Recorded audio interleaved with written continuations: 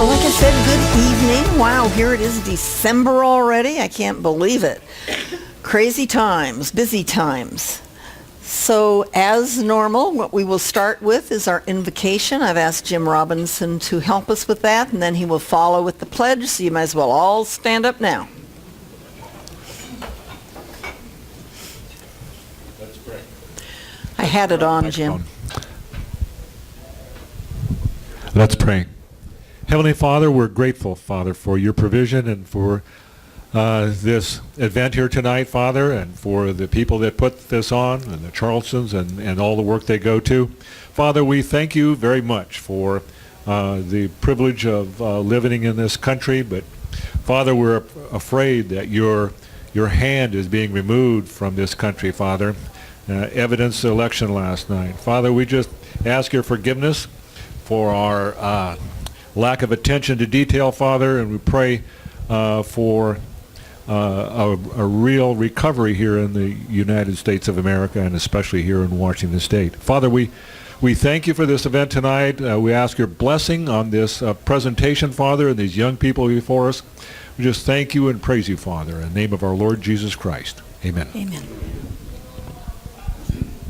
I pledge allegiance to the flag of the United States of America and to the republic for which it stands, one nation, under God, indivisible, with liberty and justice for all. Thank you, Jim. Okay, so as always, what we'll sort of start with is just go through the issues very, very quickly. So we're going to start with the Alabama Senate race. And this race did take a nasty turn when all of a sudden the Washington Post came out with allegations of Moore's sexual conduct 38 years ago. It's really hard to believe that none of this had ever surfaced during one of his many races for public office. It just really makes you wonder. It's obvious, to me at least, that the Democrats are positioning themselves as a pure and moral party by seeing that Conyers and Franken resign. And I'm really interested in seeing what both parties are going to do when the benefactors of the slush fund are revealed. I personally, myself, feel there's a huge difference when the public elects a person knowing the allegations and actions versus having them come up after being elected. But whatever you think, all I know is that this is going to have huge ramifications for some years to come. And I've got to say, as an older woman learning how to work in the workforce that was predominantly male, so when you're trying to climb the ladder, you're exposed to a lot of different stuff. And it just really almost angers me to think that someone can step up and say XYZ about someone and totally ruin their life and career without any due process. And I think we have just stepped over the line myself. This isn't right. We are a nation of laws, but I honestly feel that if you, even if 38 years ago Moore was not what we would consider in today's standards appropriate, if the rest of his life has not had any rocks thrown at it, what in the world are we doing? I mean, this is just getting silly. Can you imagine? Is there anybody, there are because we've got some electeds here, but is there anybody that's not elected that truly would want to run for public office in this day and age? That's pretty sad. We're really, really hurting our country. Okay, so the House and Senate Republicans have reached an agreement on our tax bill. It's at least in principle. They're keeping the party on track for final votes on it next week with the aim of delivering the bill to Trump before Christmas. So we'll have to see what happens. Some of the things that they sort of came together on was they changed the corporate tax rate that was, Trump wanted 15, then it went to 20. Now they're sort of agreeing on 21%. They're agreeing on at least a $10,000 deduction allowed on state and local tax deductions. That's to sort of calm down the high tax states, and they can spread that around. They are lowering or looking to lower the top individual rate from 39 down to 39.6. The estate tax will still be imposed, but right now it's imposed on estates of $5.6 million or more, and under the new bill it would be $11 million or more. So that only affects a few of us here in the room. The pass-throughs, they're allowing a 20% deduction on the income portion of the pass-through.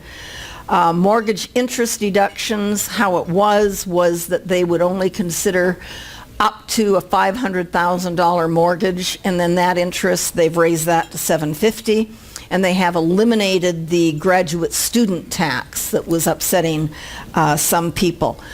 There's probably going to be some more last-minute tweaks. The final bill is likely to include some large-scale changes to the types of deductions that individuals and businesses can take.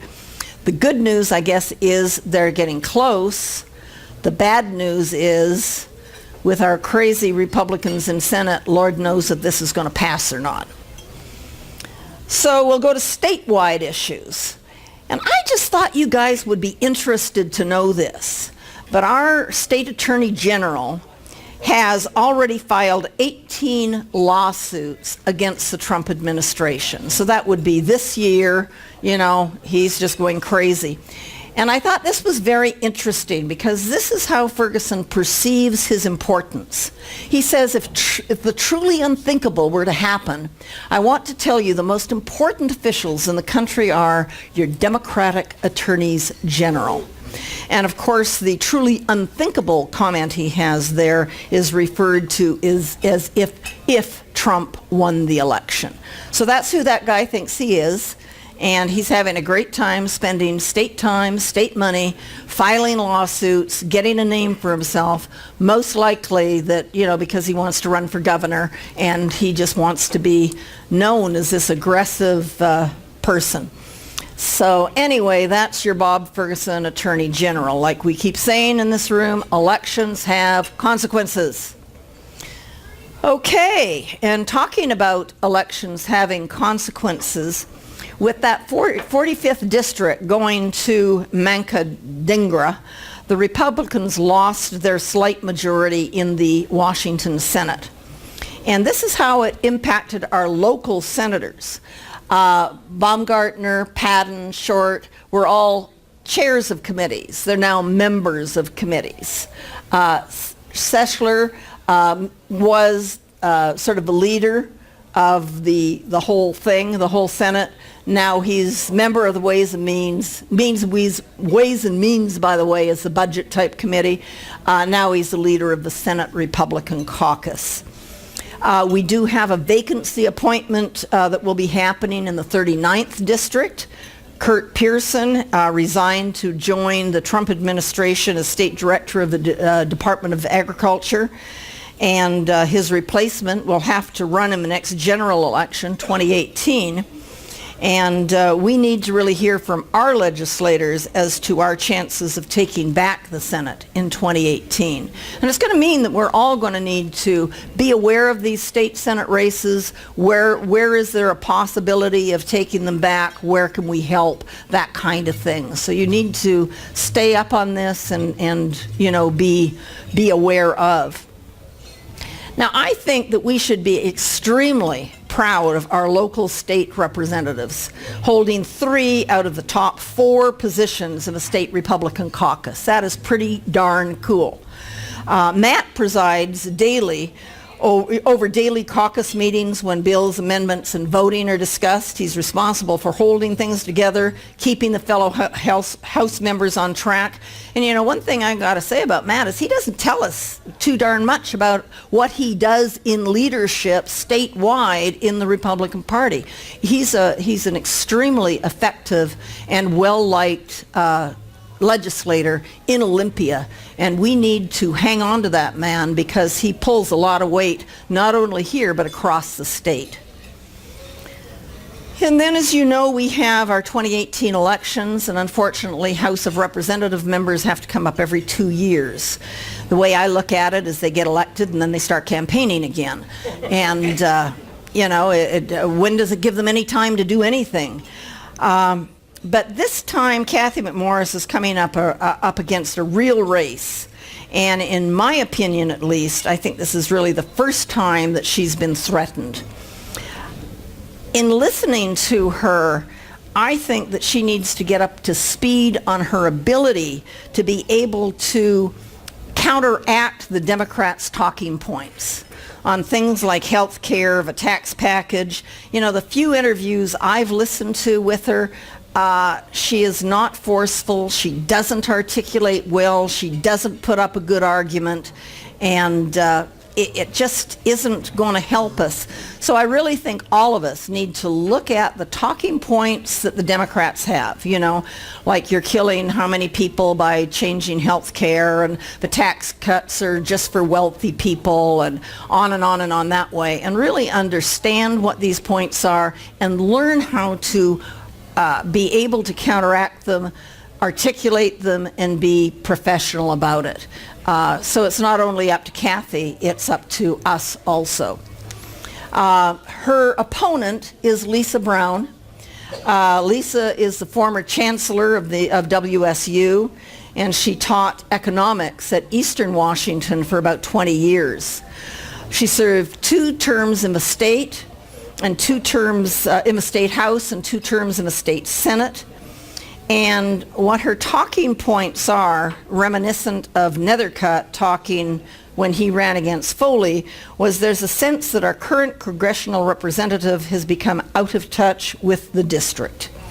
And that's the theme that we've, been out there. She continued, I think there's a danger when you're in a position for a long time that you get into that beltway mentality. So that is the mantra that she's going to be attacking with. It worked for Nethercutt. And, like I said, I think Kathy has a heck of a race on her hands. Key issues that she's focusing on are health care, policies that impact economic growth, and rising costs of higher education. At this time, I see a lot of Lisa Brown signs up. There's at least 1 billboard. If you check it out closely, it's paid for by Indivisible.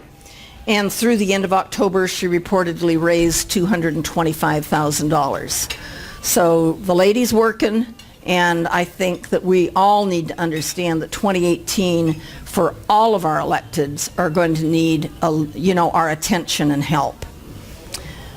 So then we have MoveOn.org, and their new campaign is Resist, Vote, and Win. So they've sent out a survey to their people, and which we get because I like knowing what they're doing. I don't answer their surveys. And the questions that they're asking: I would be likely to support the campaign by sharing content about it on social media.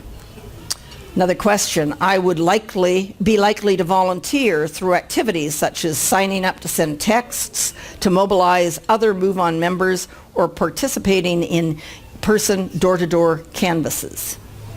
I would like to make financial contribution to support the work of this campaign. And several of the above. I would be likely to participate in multiple activities related to this campaign. So think about those questions. How would you answer them when you're asked to, really gear up and get ready for 2018? The Democrats are extremely good at activating their voter base. We need to be better. They have pizza. It's more than pizza. So we'll go to Spokane County, and I'm really excited to see several electeds from Spokane County here. So they're going to really help me out here because I didn't get a lot on what's going on in Spokane County.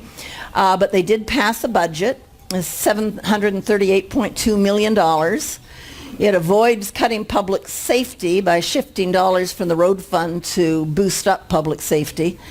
And according to Knezevich, basically all this budget does is Band-Aid us through next year. But of course, that's what Sheriff says every year. Never has enough money, never happy enough. And it was a 2-1 vote to approve. Josh Kearns did oppose it. So is there anyone from Spokane County that has anything wonderfully interesting to tell us tonight about as far as what's going on?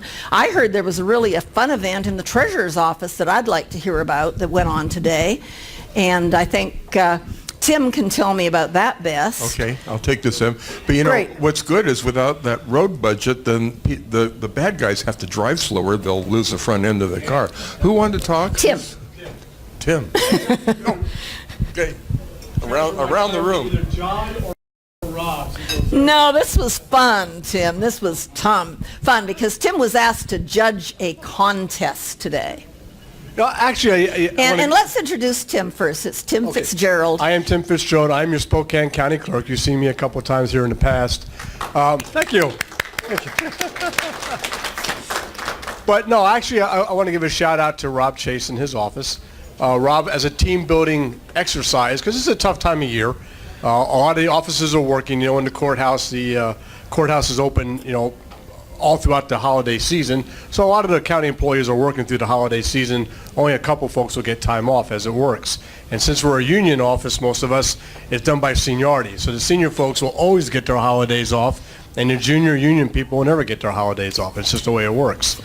So in an effort to keep morale up, Rob and his team, John and Mike Voles, put together a gingerbread building contest.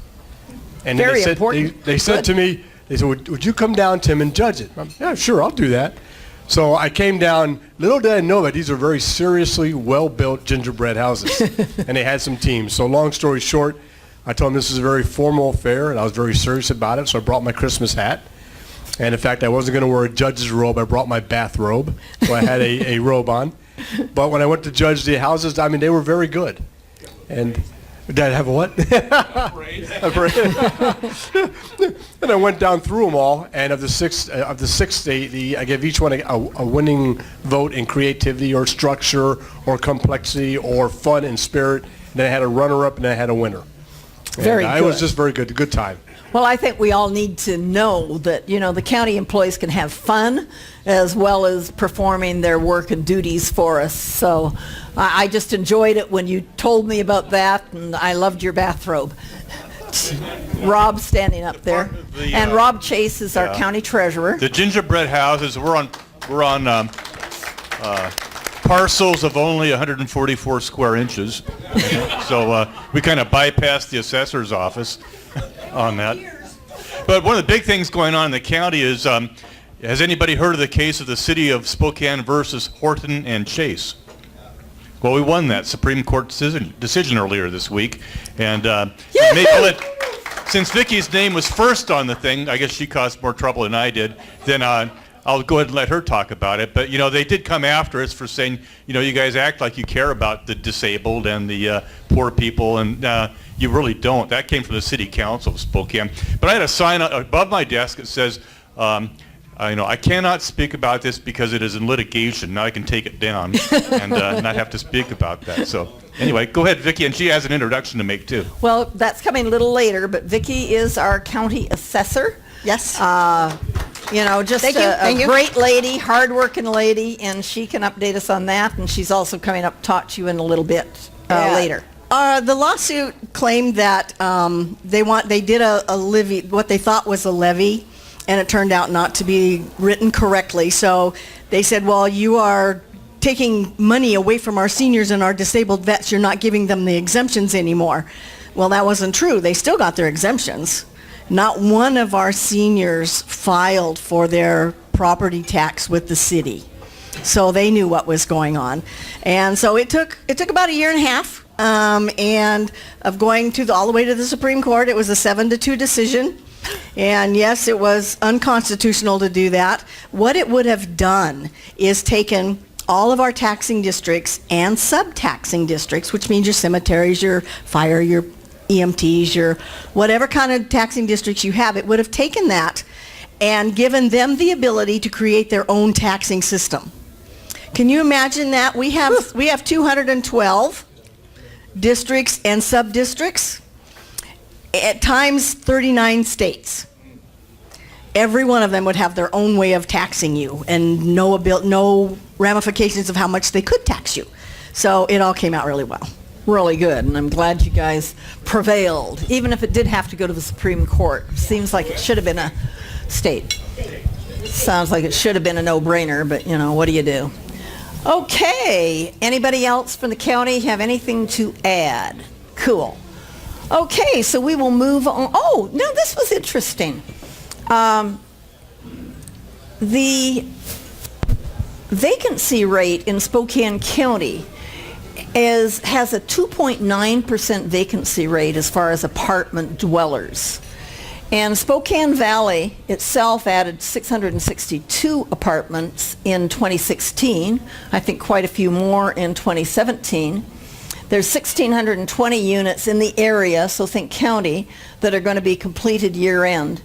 And what the builders are saying is they cannot keep up with the demand for all levels of housing, and that they really lack the construction workforce.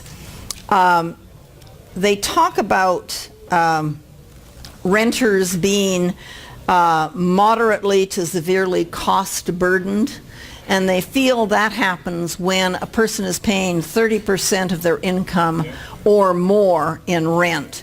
And right now, approximately 50% of Spokane renters are moderately to severely cost burdened. So it's quite an interesting turnaround for the county and city of Spokane. Bruce? All right, we should ask why the impact is coming into Spokane to put this kind of pressure that the apartments, the buildings, the houses, etc., are over rented to that low 2.9%. We're not producing jobs that people are working at. People aren't coming here to come to work. We'll get into that. All right, that'll be fine. I'll take your word for it. Actually, it's not as glim and gloomy as you think there. Okay, so this is budget season. So the city of Spokane passed a budget. Its budget was $975 million. Of that, $450 million goes to public works, which are streets, wastewater, water quality, utilities, and environmental programs. They have streets. $38 million for road improvements, $125 million towards cleaning the river, and $120 million to public safety. They're looking to create new officers, and so of that $120 million, $750,000 go to 10 new officer positions. And if I remember correctly, there was about 290,000 or something went to the libraries and, things that way. So that's where they were. They also passed the Ban the Box ordinance within the city of Spokane. And the purpose of this, with the people behind them, was that they felt that this question that is asked on many job applications is really unfair because it characterizes a person as being a criminal. And if you're a human resource person and just flipping through applications and you see that box checked, you toss that one aside. You're never going to talk to them. So it really takes away the ability for people that, let's say they were convicted of a criminal offense, but they served their time. They're now living the straight and narrow. They need desperately to go back to work, and they automatically, with that question being asked, are cannot be considered. And so the whole point of this is just because you can't ask it on the application, that doesn't mean that you cannot, if you determine that person is good enough to come in for an interview, then through the interview you can ask that question, or you can let them know that background checks are going to be done, that type of thing. And they may say, hey, you may want to know XYZ, but I'd like to explain it. But at least it gives them a foot in the door. And I know some of our more conservative type people were upset with this, but I used to hire a lot of people, and some of my best employees were some that I gave a chance to. And I just I think that they deserve at least to be vetted. And so within this, though, they have exemptions. So schools will continue to be able to ask about criminal offenses because state law requires employees to complete a background check. State law also requires private schools to require their employees with unsupervised access to children to be fingerprinted and record checked. And ban-the-box city law grants exemptions for people working with those who are physically and or mentally disabled, those requiring a legal guardian, social workers, caretakers, other healthcare professionals, and law enforcement is also exempted. So I don't think it's going to have a huge impact on anything, but, and maybe you guys don't agree with me, but to my way of looking at it, I do feel that people are at least should be considered and be allowed to explain their circumstance rather than just being crossed off the list. And then we'll go to Spokane Valley. And I see we have the mayor of Spokane Valley here, so he can do a much better job than I can up here. So I'll talk a little bit, but then you can come up and chatter. They passed their budget also, $77.4 million. I like that budget better. 9th year in a row not increasing property taxes. And Spokane County does it just because they've always done it before. Budget surplus of $1.5 million is being retained and maintained. And a lot of their budget is going toward road improvement. Sullivan Road, it'll be an underpass, and Barker Trent and Pines Trent will also be done. So Brady, you might not be caught by trains. So that'd be a good thing. And I do want to point out that we have some big businesses moving to the Spokane Valley. Schweitzer Engineering Laboratories purchased the former ITT building. They have 6 divisions there. Currently 70 employees with room for expansion. They figure that'll expand up to at least 115 within a year. And what Schweitzer does is they design and build systems to protect power grids. They have 57 U.S.-based offices with 5,100 employees worldwide. And another big move is Northwestern Mutual. They're leasing a 20,000 square foot building at Pinecroft Business Park. They'll occupy that space in June. They're relocating 40 employees from the South Hill and are planning also to increase their employee base a great deal. And in reading about their decision, they refer to the valley as the epicenter of the region. So I think some good kudos there to Spokane Valley. Do you have anything you'd like to add for us here, sir? Come on up. Other folks? Well, they're late. Snooze, you lose. Good, now I don't have to stand in the little doo-wop. That's right. You don't have to stand in stay within the lines.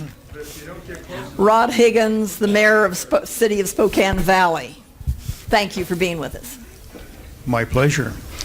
No, don't forget Katera and Progress Rail in our new expansion of our industrial park, which, and I get to say it again, is the largest between Minneapolis and Seattle. Okay, and now we're doubling it, more than doubling it. So things are truly looking up. The Barker Road rail crossing, we like to call them grade crossings, but nobody knows what that means, I don't think. So it's a rail crossing. I'm not sure exactly what shape that's going to take. The last we knew there were 5 options. Now I understand there are 6. Now keep in mind, this is the Department of Transportation road. It's on Trent. So how that finally takes shape is going to have a lot of impact there. We got some really good news not that long ago from FMCID. It's an acronym for Freight Mobility something, something, something. Anyway, they give away money. We have a commitment of $6 million to go with the Barker. Whoops. Going, yes. So the projected cost of that is probably going to be right at $20 million. Right now, slightly under, but, you know, this is a government I checked them. They all government project, so you can never be really sure until you're done with it. At any rate, we, together with our own money and other commitments we have, are right at about $4 million short of getting that job done. And we also have applications in for federal grants, which we'll find out more about in the middle of next year. And I think we're going to get that thing done, probably starting in 2020. Okay, Good maybe job. even 2019. So things are looking very bright in the valley. super. Thank you. Rob, Yes, sir. with expansion of the industrial park, what about, I understand that they're going to be closing Flora Crossing when they improve Barker. When you're expanding the industrial park and closing one of the main access points to the park, what's going to happen there? Well, Jim, it's not done yet, so let's get ahead of ourselves. I think closing Flora would be a mistake. We're not done, but that is not a decision that we necessarily have a lot of influence on. Yes, sir. Have you chosen a contractor for this? You available, Bruce? You available, Bruce? Is that a shovel in your pickup out there? Right. No, we're not that far yet, not even close. The design is not done yet, so, Can't bid when you don't have a design. right. We're a ways away from that, probably a year and a half, maybe two. Okay. But, as I said, we're going to get it done. Super. Hey, thank you. Okay? Thank you. Okay. So we will move on to upcoming events, and I got to tell you guys, this is December, so there's not a whole lot going on. We have the Ponderosa Women. They are tomorrow. They have a speaker, and it's also their silent auction gala, which is one of their fundraisers. So if you like silent auctions and that kind of thing, there's your information.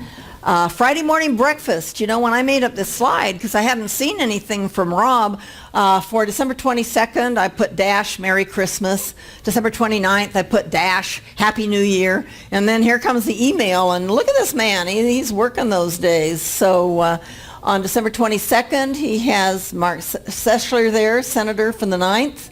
And on the 29th, he has Chris Voigt, who is the executive director of the Washington Potato Commission. So Anything you want to know about potatoes? very good. And then, of course, December 15th, which is this Friday, Tanya Wallace is the chief budget officer for Spokane County. So if you really want to know more about the budget and why they passed it and all that good kind of stuff and how they switch money around and those kinds of things, you could go to Friday morning breakfast and learn some of that. But that is all we've got, because the Citizens Alliance for Property Rights, CAPR, will not be meeting until January of 18. So now we're going to go to what I call our open mic segment, which anybody can come up here and talk. But before we do that, I'm going to ask Vicki to come up, who is our Spokane County Assessor, and she is going to introduce a person that you're all going to want to know. And I'm going to let her introduce him, but I'm going to say when she gets halfway up here, this is going to be fun to see how much I got right on the slide that I made up for him. So thanks, Vicki. Okay, thank you. Well, no slide. Okay, well, I have, as all of you probably know, I am not going to be running again in 2018. I've been looking for close to a year now for somebody that has similar faith beliefs as I do, ethics that I do, that I feel I do, that I'm hoping that most of you have come in contact with over the last 7 years. And I wanted somebody who knew the business, because as you know, prior to me, the county wasn't run very well. Things weren't equal because the leader didn't know about the business. And the assessor's office is a business. It's something that you have to know to be able to do. And so I thought and thought and thought and thought. Had a couple of people enter my mind. I had asked one if they would be interested, and then lo and behold, that God intervened and sent me the person that I'm going to introduce. And I do have the slide up. Oh, you do? Okay. This is Tom Konis. He is our industrial appraiser. He's been with the county since 1993. Yes. And he started out in residential. He came into the commercial and industrial. So he does all of that. He knows all about everything you've been talking about the industrial complex out in the valley and all of that stuff. He has a very good work ethic. He's an honest person. He'll give you the coat off his back if he thinks you need it. And I will let him give you background on him, but I do believe that he will be your next assessor, and I think you'll be very pleased with him. I fully support him. Tom Konis. And thank you, Vicki, for your years of service. We've really enjoyed knowing you and having you here once in a while. Thank you and so much. welcome, Tom. And this is quite an interesting group, and they will work to support you. And if you can stand inside our little flashing lines, we'd be really We won't happy. have any feedback then. Good evening. Vicki, thank you very much. Those are totally undeserved kind words that you gave me. I appreciate that. Thank you for having me here this evening. I have never been and don't want to be a politician. But it is very, very important for our office to continue with the progress that we've been making. And the way we're going to do that is by having someone knowledgeable in the workings of an assessor's office. I've been with the office for 24 years. I started as a residential appraiser. I've moved myself up, been to lots of classes, done all the hard work, love my work. I truly do enjoy it. I am now responsible for just a little bit under $5 billion worth of assessed value for the county. You've never heard of me before, which means I do a good job. I'm not in the paper. I've kept Vicki out of the paper. Those are two good things for both of us. I am very adverse at all of the math involved, all of the progress and things that we're trying to do. We are really trying to advance our office to where everyone is treated fairly. That is the most important part. We all are willing, I think, to pay our fair share, but not a penny more. We want to make sure that everybody is treated similarly. I have, again, what I do with the industrial parts, I'm the guy that does the Kaiser Trentwood plant. Tomorrow morning I'm going up and meeting with Hollister Steer regarding their thing. I've done Triumph. I've done and met with those people. I can hold my own with those people. They all have, I have a lot of respect for them, and they likewise have a lot of respect for me. I do have to point out one thing in the slide. I was not born in Cheney. I went to high school in Cheney. My father was in the Air Force, so I was an Air Force brat for 16 years. I was actually born in Massachusetts. My mother was from here, and that's how we ended up back here. I met my wife in high school. She was dating my best friend at the time. A couple of years later, we did get married. We've been married for 39 years. Most of the time, very happily married. We have 4 lovely daughters. Thankfully, now all of them are back here in town. Oh, wow. Which also means now I have 4 son-in-laws, which is a whole nother story to be said later. And they have. The best blessing I have, though, is I have 9 grandchildren. And again, they're all here. They are a total joy.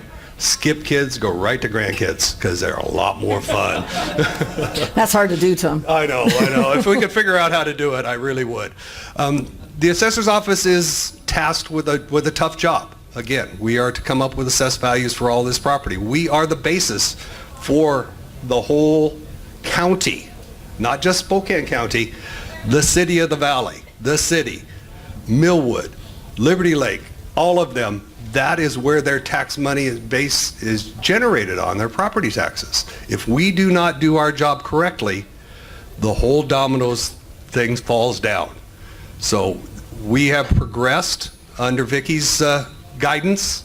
We have a ways to go. We have new technology that hopefully we can implement that will allow us to do a better job, again, with the limited staffing that we do have in the county. We have been under a lot of pressure from the commissioners.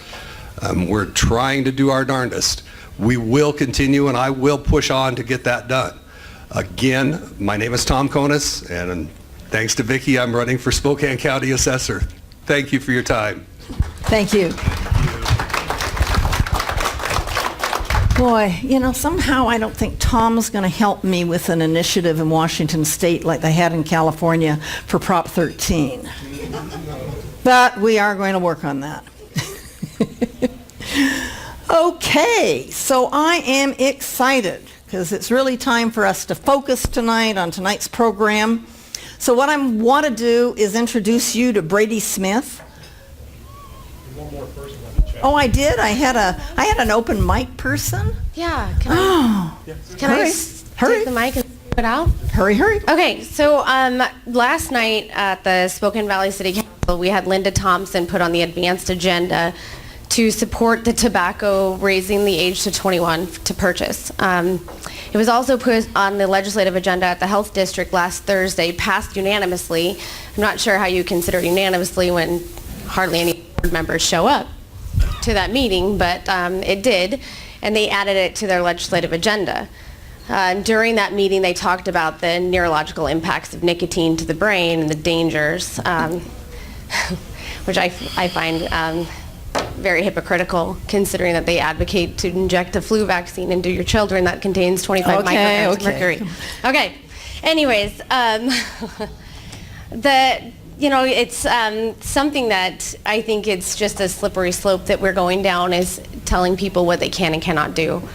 So be informed on this and be ready to fight. Just simple things like that. If you can die for your country, you should be able to buy a pack of cigarettes. Well, all I can say is once something is prohibited or regulated, then it becomes far more attractive. Being a teenager once in my life, it was really fun smoking before I was allowed to, and then afterwards it wasn't. So, you know, I think we just are shooting ourselves in the foot with regulation like that. Yeah. So, anyway, thank you. All right. And this gentleman here, here's a mic. You can come up here. You're nice and close. We recently received a letter. Come on up here since you're standing there. We can get you on film this way. Woohoo. Put it close. Okay, we recently received a letter from a Catholic organization that they sent out over 77 million contacts. And it says, "Stand with Trump against the coup. Help stop the left and dishonest media from destroying the Trump presidency." Right. Anybody interested in seeing the letter, see me after. He has copies here, I've got 6. and so again, it's stand with Trump against the coup. Will you help stop the left and the dishonest media from destroying the Trump presidency, which we all know they're working their darndest to have a good time with. Thanks, Scott. So see Scott if you'd like copies there. Okay, did I miss anyone else? Open mic time that I closed. Okay, so let's focus on tonight's program. December, we always focus on the Bill of Rights. And earlier this year, I was made aware of Brady Smith and the Patriot Academy, and I was thinking, wow, how cool it would be for the students in the Patriot Academy, who I believe, Brady will tell you, but they're younger, I want to say 16 to 24 or something like that way, to teach us the Bill of Rights and what they're seeing, you know, they are, what's happening to them and things that way. So I have no idea about tonight's program content. But I'm really excited to learn from the younger generation. And so tonight we're going to learn that you don't have to be old to love this country, our Constitution, and our rich heritage. And I really welcome Brady, and I thank you for bringing some students with you.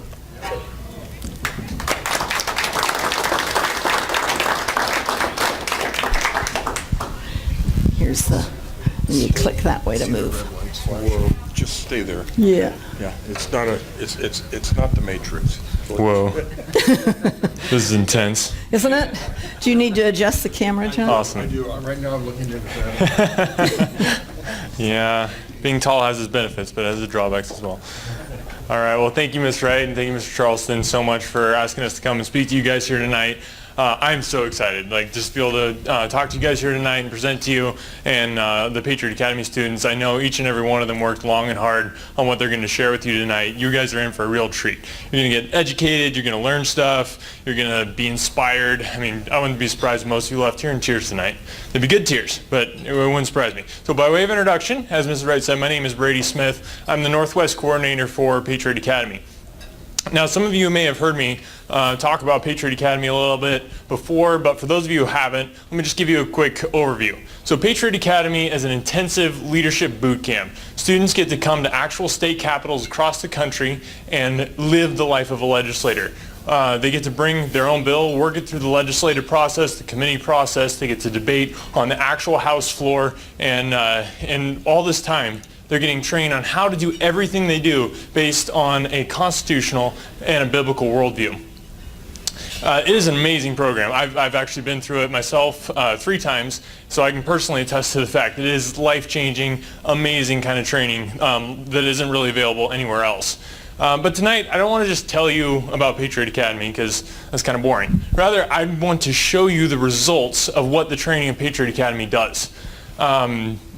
You see, it's one thing to learn something. It's another thing to be able to take what you learn and be ready, willing, and able to present it to other people and teach it to other people. See, Patriot Academy is not just about cramming a bunch of facts into people's heads. Rather, we want to give these students the tools and training they need to actually take what they learn and do something with it, to apply it to their life, to enact change wherever they are. So, before we get to that good stuff, let's start at the beginning here. I want to kind of set the stage for you guys. This is John Jay, the original Chief Justice of the U.S. Supreme Court, appointed by George Washington. He said, "Every member of the state ought diligently to read and study the Constitution of his country. By knowing their rights, they will sooner perceive when they are violated and be the better prepared to defend and assert them." I want you guys to just imagine. You're sitting, it's a quiet Sunday morning, sitting in church with your family, your friends are around you, when suddenly a gunman bursts in and starts shooting, murdering your friends and family right before your eyes. When it's all said and done, there's 26 people killed and over 20 wounded. There was a representative actually from right here in Washington who said, quote, "They were praying when it happened. They don't need our prayers. They need us to address the gun violence crisis and pass sensible regulation." I want you to imagine this. Imagine you're in Charlottesville. You're watching a procession of hate-filled Nazis marching through the quietness of your peaceful hometown where you grew up. And as they're doing this, suddenly one of these Nazis takes a car and rams it into a crowd of people, kills one lady, and injures 19 others. Now, even after this heinous attack, the violent rhetoric is allowed to continue. Or imagine this. Imagine you live in Detroit. You've been there your whole life. Maybe you had a good job, building trucks for GM. When suddenly you start hearing rumors, GM's going to move their plant overseas. You're going to lose your job. If the city can work out a deal, though, there may be a chance that you can save your job if they enact eminent domain and protect your job by giving GM a large tract of land. Now, problem is that tract of land is owned by a neighborhood of families. So they could all lose their houses. But if GM doesn't build the plant, there's a really good chance that you're going to lose your job, and a lot of other people will too. It could throw the entire area into a depression. Or imagine this. Say you and your friends decide to spend an afternoon passing out flyers and pamphlets warning people about the dangers of abortion. Now, after a while, you decided to duck into a little coffee shop, go inside, but as you're sitting there, suddenly the owner comes over. He starts yelling and screaming at you, cursing at you, telling you to get out, never come back, tell your friends to never come here. Now, as your story spreads, obviously a lot of people are upset. This is wrong. Maybe the government should step in and stop this kind of discrimination against people who believe the way that you do. Now, obviously, these examples, they raise a lot of questions. How far does the Second Amendment go? When someone can just burst into a church and start murdering parishioners? What about the First Amendment? How far does it extend? When something that someone says can motivate someone to run over another human being in cold blood with a vehicle? What about the Fifth Amendment? What about what constitutes just compensation? Or what about the First Amendment right to who you assemble with, who you interact with? Does a business owner have a say in who they serve? How far should the government go in regulating behavior in that regard? By knowing their rights, they will sooner perceive when they are violated and be better prepared to defend and assert them. The answer to these questions and so many others like them are found in the Bill of Rights. But before we study the Bill of Rights, we really need to understand exactly what it is. Recently, Chuck Todd of MSNBC infamy was talking about his deep concern regarding the candidate Roy Moore in the Senate race there in Alabama. Now, Chuck's major concern with Moore was that he didn't believe in the Constitution as written, because MSNBC hosts, they're like the foremost authority on Constitution. Everybody knows how much NBC hosts care about the founding fathers and maybe I'm getting them mixed up with somebody else. Anyway. This is what he had to say. There was a video that Moore had said that our rights don't come from government, our rights don't come from the Bill of Rights, they come from Almighty God. Now, Chuck Todd, thank goodness. I mean, what kind of crazy stuff? What will they think of next? I mean, thank goodness for Chuck Todd pointing out just this utter insanity, because as we all know, it's crazy to think those rights don't come from government, right? I mean, it's called a government document. Hello, the Bill of Rights. Okay, maybe not. But let's see what our founding fathers had to say about what old Chuck was thinking there. We hold these truths to be self-evident, that all men are created equal, and they are endowed by their creator. Okay, they're endowed by their. Okay, John Dickinson said that governments could not give the rights essential to happiness. We claim them from a higher source, from the King of Kings and the Lord of all the earth. Or John Hancock, resistance to tyranny becomes a Christian and social duty of every individual. Continue steadfast with a proper sense of dependence on God. Nobly defend those rights which government? Heaven gave. Which heaven gave, and no man ought to take from us. Now, Chuck Todd's blatant ignorance is just a test to the fact that we as Americans have not been diligent to read and study the Constitution of our country.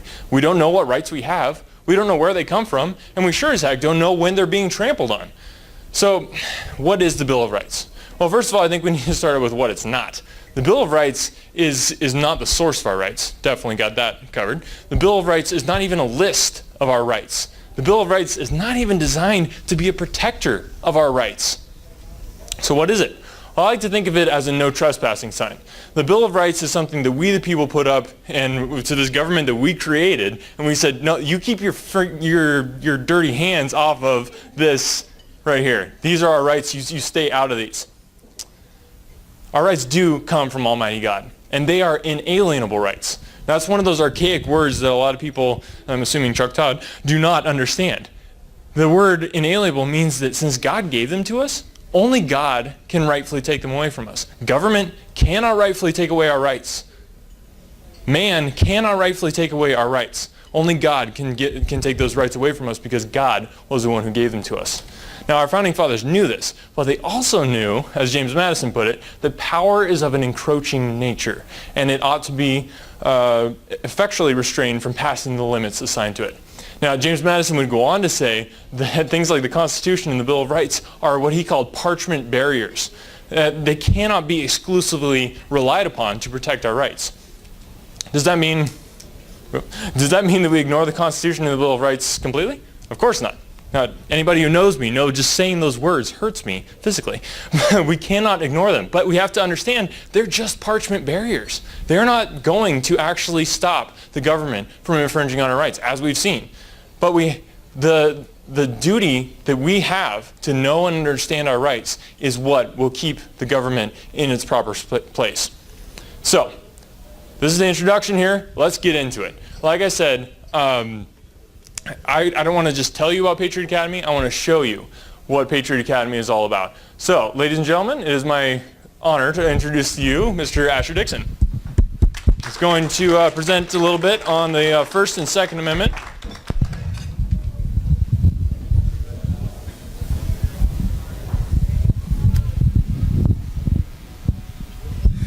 You want to just hit this one here? Thank you, Brady. Yeah. All right, so First Amendment to the Constitution of the United States of America. Congress shall make no law respecting an establishment of religion or prohibiting the free exercise thereof or abridging the freedom of speech or of the press or of the right of the people peaceably to assemble and to petition the government for a redress of grievances. The fact that this was the First Amendment to the Constitution stresses the importance that the Founding Fathers and the early U.S. government saw in the value of what we call free speech. Now, what does the First Amendment protect? There are many answers to that question. However, it is probably best to find out from what the Founding Fathers wrote themselves. The first freedom protected by the First Amendment is probably the most controversial today. This is the freedom of religion. Many people today become confused between the first freedom protected by the First Amendment and the phrase separation of church and state. The phrase separation of church and state came from a letter that Thomas Jefferson wrote to the Danbury Baptist Association in 1801. There is no separation of church and state in the Constitution of the United States of America. The Constitution instead says, Congress shall make no law respecting an establishment of religion or prohibiting the free exercise thereof. The first freedom protected by the First Amendment does not separate church and state, but instead protects religion from the government. It prevents the government from establishing a religion as the religion of the country. Why this amendment exists is because freedom of religion is why many of the first settlers came to America. They were fleeing Britain because Britain had established a religion and would persecute them because they didn't worship as they had decreed. It is understandable that the Founding Fathers would remember this from their parents and grandparents, and so would make sure that this would not happen again. The second freedom protected by the First Amendment is the freedom of speech and of the press. Referring to the limitations on laws Congress may pass, it says, or abridging the freedom of speech or of the press.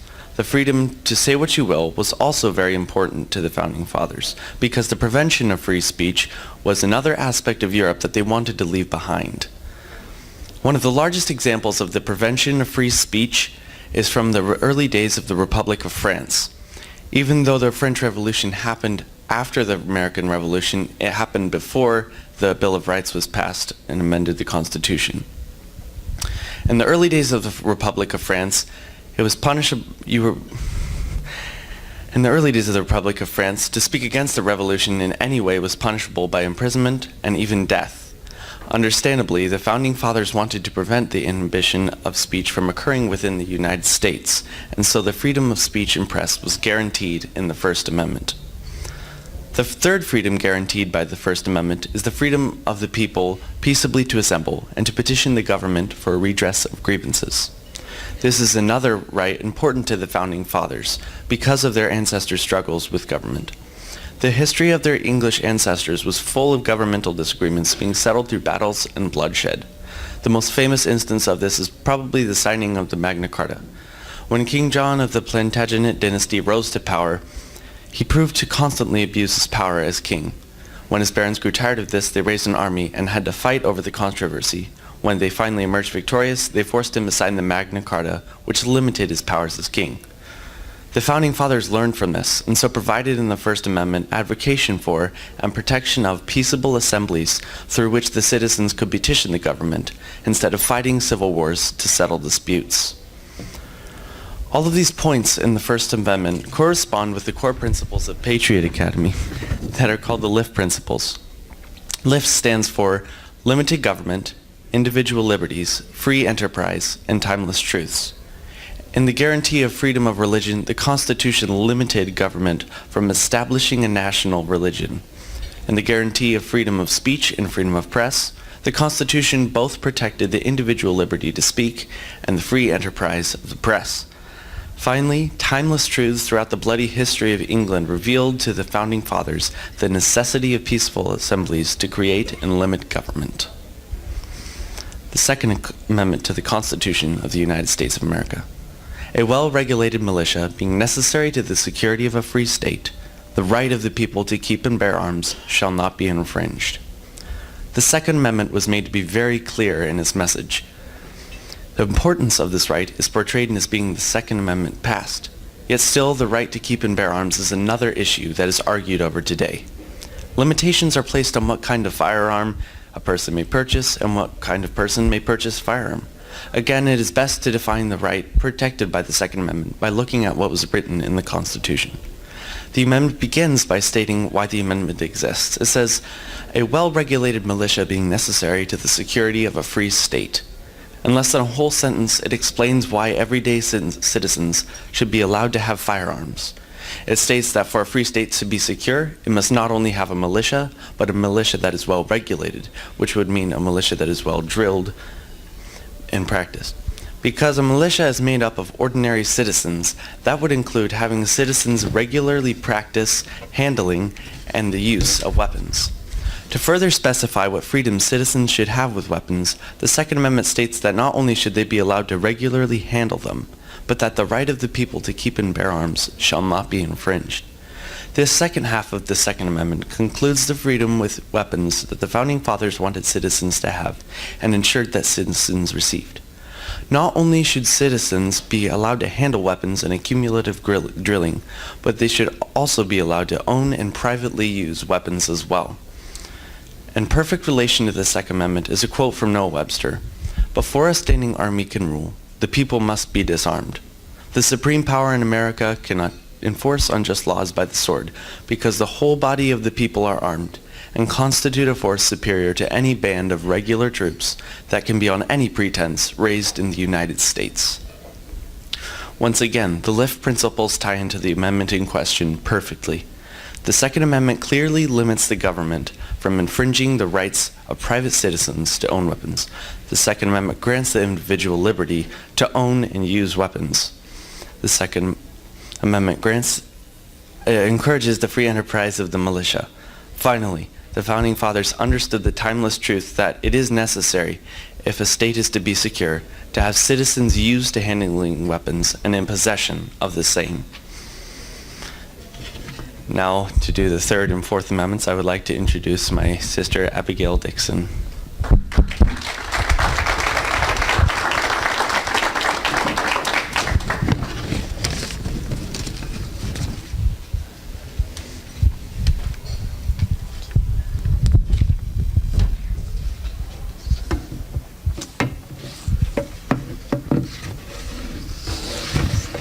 Sorry. Well, hello. All right. The Third Amendment to the Constitution of the United States reads, "No soldier shall, in time of peace, be quartered in any house without the consent of the owner, nor in time of war, but in a manner to be prescribed by law." In 1689, James Madison proposed this amendment along with 19 others to the first United States Congress. It was proposed because in 1788, Patrick Henry addressed the issue of having no laws to protect private homes with, "One of our first complaints under the former government was the quartering of the troops among us. This was one of the principal reasons for dissolving the connection with Great Britain. Here we may have troops in time of peace. They may be billeted in any manner to tyrannize, oppress, or crush us." End quote. Patrick Henry found this difficult because, so sorry, I am really bad at this. He found it difficult having no law to protect the homes of the individuals, and the amendment was a reaction to Britain's rulings in the Quartering Acts before the war. In 1765, the British Parliament required the new colonies to pay the overseas troops' salaries as well as quartering them in their own homes, and property. Oh, so sorry, I missed something. In quartering them in their own homes if the barracks could not contain them all. The colonies could not protest this treatment of their homes as they had no say in how they were governed. Thus, it became important to the newly freed country to ensure the complete control of their own property. The new laws made it so that they could allow military personnel to stay in their homes voluntarily during times of peace, but during times of war, when the army needed to be housed, the government could pass laws giving them a place to stay. Although much argued over in Congress with a few amendments proposed, the Third Amendment of the Bill of Rights was unanimously passed with hardly any difference from its original text. Today, there are military bases stationed all around the country to provide housing for the military. But if the occasion arose when it was necessary to to house, soldiers in civilians' homes, the government could make a ruling requiring shelters for the military.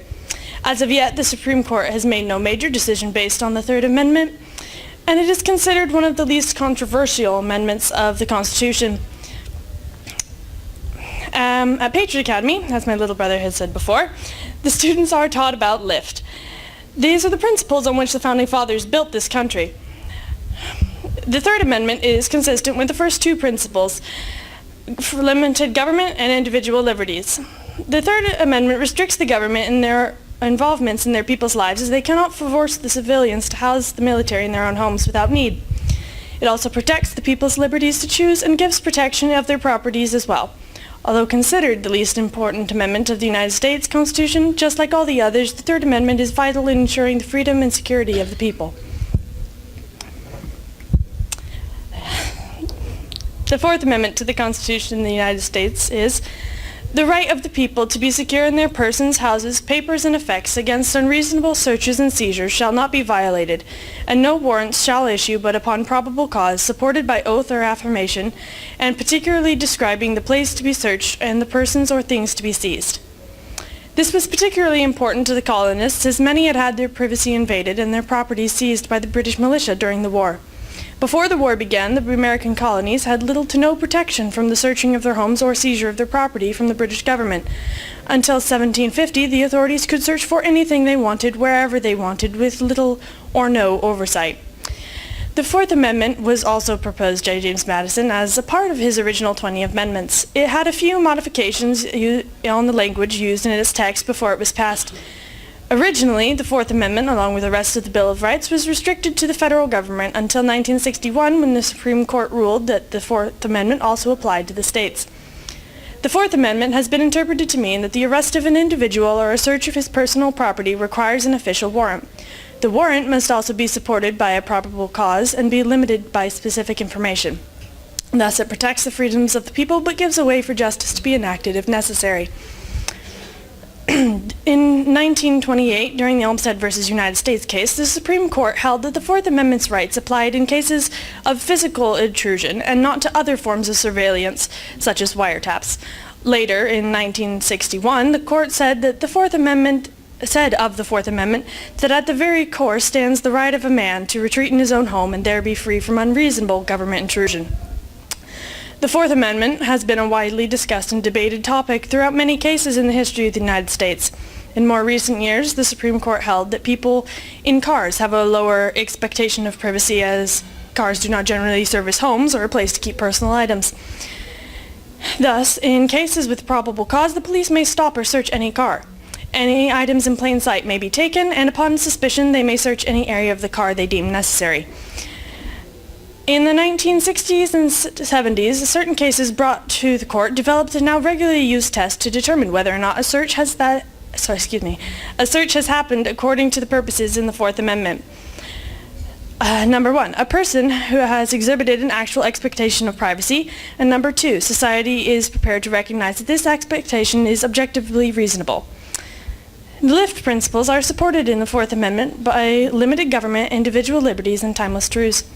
The Fourth Amendment limits government by not allowing people or their property to be taken or searched without proper evidence. It upholds individual liberties by ensuring the freedom of the people from unwanted intrusion on their property or the restriction of their personal liberty. Also, it upholds the timeless truth of an individual's right to be safe in their own home and free in body. The Fourth Amendment is one of the most important amendments to the Constitution. The protection of one's property and self are essential to the freedom of the people. And now I would like you all to help me invite my good friend Kenneth Shove up.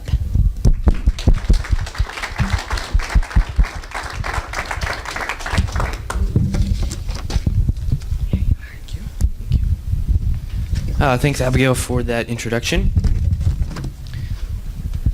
And I'd like to thank all of you for coming out. I know spending a few hours of your evening here takes some time, and it shows that you guys actually care about what's going on. So I'll start with, I get to talk about the Fifth and Sixth Amendment. So I'm just going to read through them, get an overview. Amendment 5 says, no person shall be held to answer for a capital or otherwise infamous crime unless on a presentment or indictment of a grand jury. except in cases arising in the land or naval forces or in the militia when in actual service in time of war or public danger. Nor shall any person be subject for the same offense to be twice put in jeopardy of life or limb. Nor shall be compelled in any criminal case to be a witness against himself. Nor be deprived of life, liberty, or property without due process of law. Nor shall private property be taken for public use without just compensation. Amendment 6. In all criminal prosecutions, the accused shall enjoy the right to a speedy and public trial by an impartial jury of the state and district wherein the crime shall have been committed, which district shall have been previously ascertained by law, and to be informed of the nature and cause of the accusation, to be confronted with the witnesses against himself, to have compulsory process for obtaining witnesses in his favor, and to have the assistance of counsel for his defense. Now, I don't know if any of you guys noticed this, but some of the spelling in there is not our normal modern spelling. So that made it a challenge for me. I don't know if you guys noticed that. Anyway, the amendments to the Constitution, especially 5 and 6, they are very important, and that's what makes America unique. There are many things that make America unique. These are definitely part of that. They're rather large amendments, so I'm going to go through them in sections and in a little unorthodox way. What I'm going to do is I'm going to start with Clause 1 through 4 of Amendment 5, and then the whole of Amendment 6, and then we'll circle back to Clause 5 of Amendment 5. So to begin, anyone here remember growing up watching movies, hearing stories of people being thrown in jail and they're just stuck there like forever? Like 14 years? Count of Monte Cristo? You know, it doesn't make sense. Why in the world would someone let that happen? The crazy thing is that this has been the norm throughout history. A country that actually had a criminal justice system that presumed innocent until proven guilty was the exception, not the rule. Amendments 5 and 6 are part of the cornerstone of the American legal system. But why were our founders so concerned about this? English common law enshrined a lot of these principles. So what was the drive to make sure these made it into the Bill of Rights? It's important to remember the timing here. Here's the setting.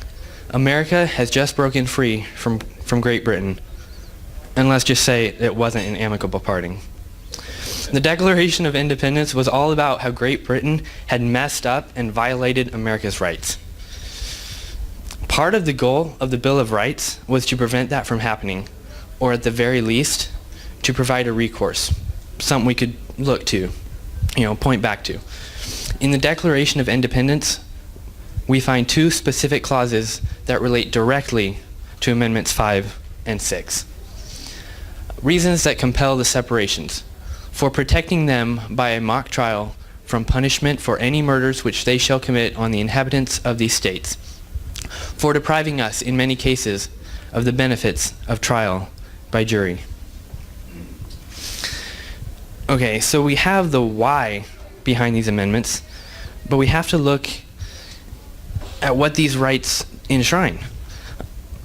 It's very important to remember, as we go through this and look at the Bill of Rights, it's very important to remember that this is not where we get our rights, as Brady already stated. This is merely a handy list to give to the government that says, hands off. So Amendment 5, right to a grand jury and double jeopardy. This grand jury provision requires a body to make a formal presentment or indictment of a person accused of a crime against the laws of the federal government. The proceeding is not a trial, but rather an ex parte hearing, one in which one party presents evidence, the prosecution, to determine if the government has enough evidence to carry a case to trial. If the grand jury finds sufficient evidence that an offense was committed, it issues an indictment, which then permits a trial. Now we have double jeopardy. Now guys, this does not mean that you can't be on jeopardy twice. I'll take American criminal justice for 1,000, Alex. Self-incrimination. The clause protects persons accused of committing a crime from being forced to testify against themselves. In the U.S. judicial system, a person is presumed innocent, and it is the responsibility of the state or the national government to prove guilt. Due process. At the beginning, we heard that since our rights are inalienable, that means that only God can take them away from us. This is the exception to that rule. There are actions that forfeit you your rights. For instance, convicted felons lose their Second Amendment rights. Convicted murderers lose their right to life in some cases. This clause is designed to ensure the government exercises the tremendous power within the law. Taking away people's rights, do it in the law. The Due Process Clause seeks to preserve and protect fundamental rights and ensure that any deprivation of life, liberty, or property occurs in accordance with procedural safeguards. This is arguably one of the most important things in the criminal justice system, and we should be very, very thankful that our founding fathers saw the need to enshrine these in our Bill of Rights. Now let's run through Amendment 6. And some of my slides are already going faster than I intended. So we have the right to a speedy and public trial. And right next to that is the right to an impartial jury of your peers. The public trial and jury requirements contained in the Sixth Amendment's first clause are essential elements to this process. It's a very important part of this clause and the rights to seek to protect its impartiality. Bias is expected to be reduced not only by placing decision-making in the hands of jurors, but also by screening out potentially prejudiced jurors. To this end, both the prosecution and the defense are to participate in selecting the jurors. Next, we have the right to be informed of nature and cause of accusation, and the ability to confront witnesses. These two, the informed nature and cause of accusation and the ability to confront witnesses really go hand in hand. Imagine you get pulled into court, you don't know why. You're convicted and you don't have any ability to see who made this accusation against you, and you never know what you were accused of or who. Kind of sounds like a court of public opinion, and there's little chance of justice being done there. I think you would all agree on that. And finally, we have the right to the compulsory process to obtain favorable witnesses and the right to an attorney. This gives the accused the ability to stand up for themselves. This creates a balance of power and ensures that the trial will be fair, with evidence, witnesses, and lawyers on both sides. And finally, I want to quickly cover the fifth clause of the Fifth Amendment, eminent domain. The right of a government or its agent to expropriate or take away private property for public use without payment of compensation.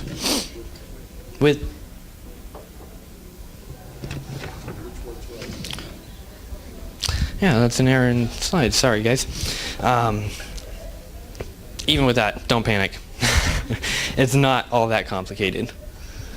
So basically, it essentially means that if your house were to be in the middle of where a new highway wanted to go, the government would come to you and offer you fair market value for your home.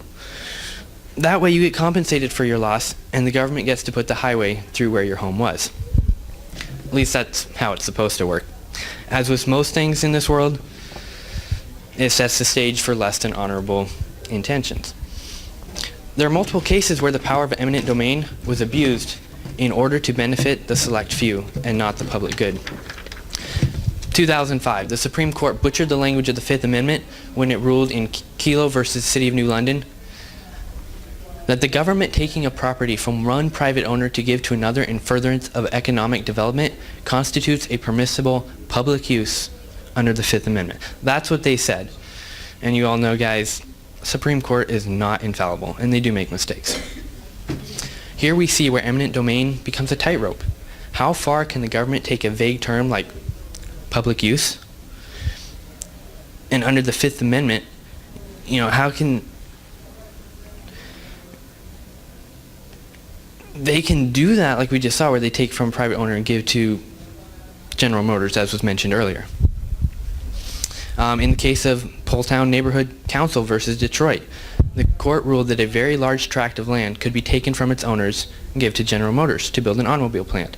Their reasoning was that a plant would provide jobs, help the economy, and contribute more to the tax purse rather than the individual.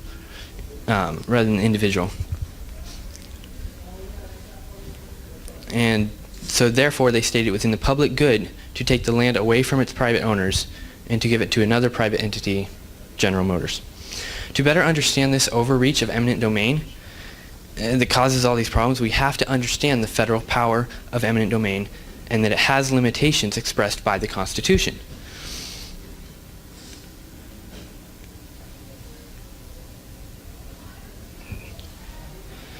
So in other words, the Constitution lays out very specifically what the federal government's powers are.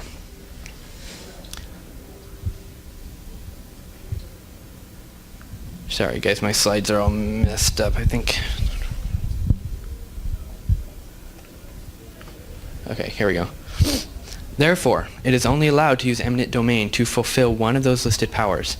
If something is outside the government's purview, deciding that a manufacturing plant is better than housing, then it shouldn't be doing it in the first place, let alone taking citizens' property in order to do it. Michigan Supreme Court Justice Young noted, after all, if one's ownership of private property is forever subject to the government's determination that another private party would put one's land to better use, then the ownership of real property is perpetually threatened by the expansion plans of any large discount retailer, megastore, or the like.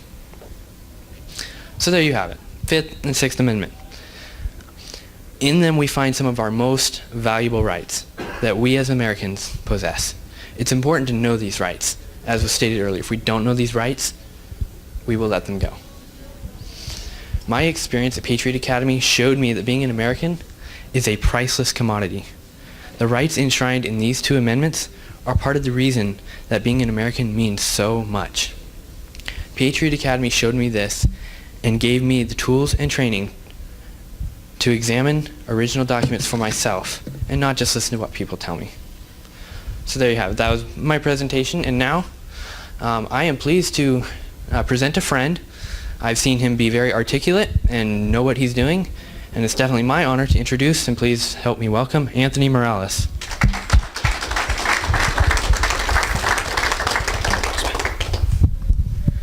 Hello everyone, it is a pleasure to be with you here tonight and speak to you as a group. Oops, it looks like my computer's a little heavy for this.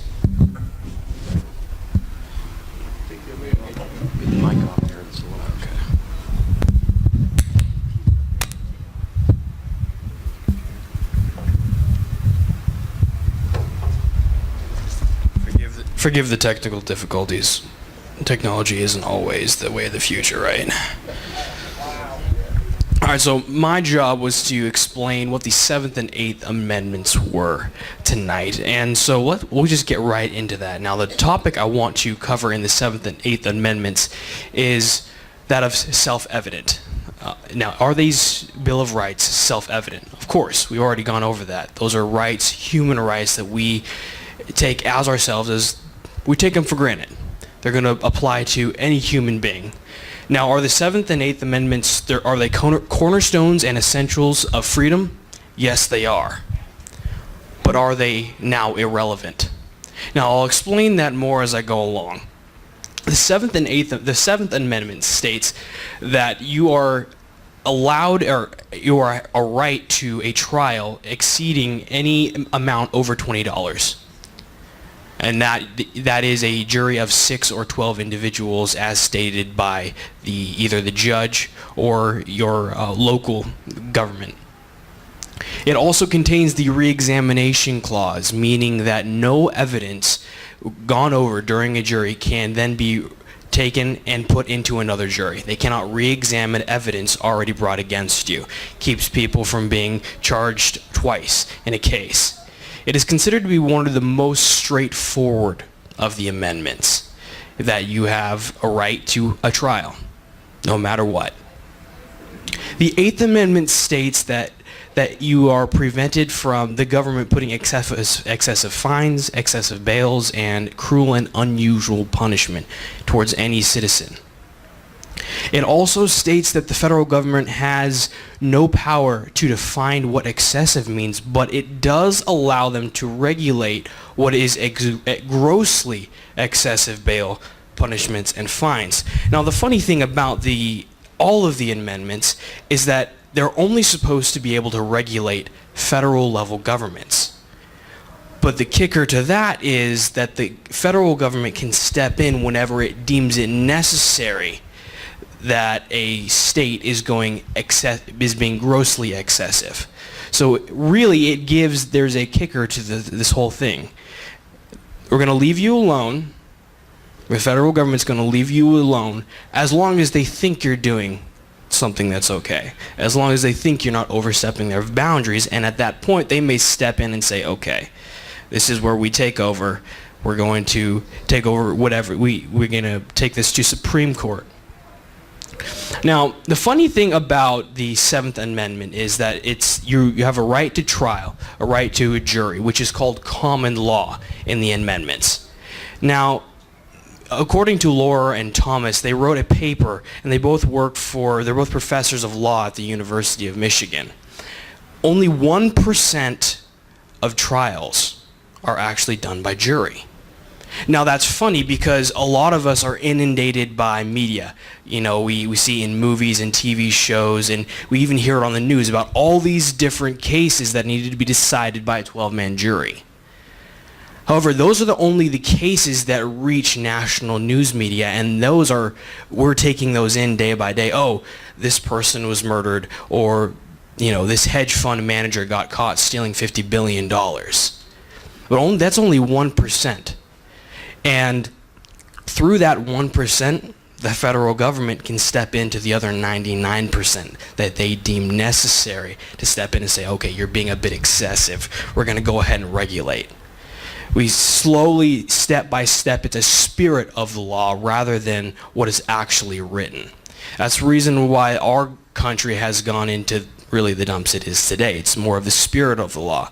We allow the federal government to come in step by step by saying, okay, we think you're being a bit excessive here, a bit excessive there. We're going to go ahead and regulate that. Now, there are limitations to the Seventh Amendment. And what I mean by this is that whenever you have a jury, and of course I'm not old enough to have served on a jury yet, but I'm sure out of these people somebody has served on a jury already. It takes time for the defense and the attorneys and the defense, and the prosecutor to go through every bit of evidence there is against that person. It takes time. You're there day after day after day. You're sitting in the back room arguing with each other. Somebody sitting back there in the cup of coffee just not really caring. He's going to let the other 11 people take care of it. Maybe you were that person. I wouldn't blame you, to be honest. And it just takes time. But what actually happens during that time? More money is spent. The defense is getting more money.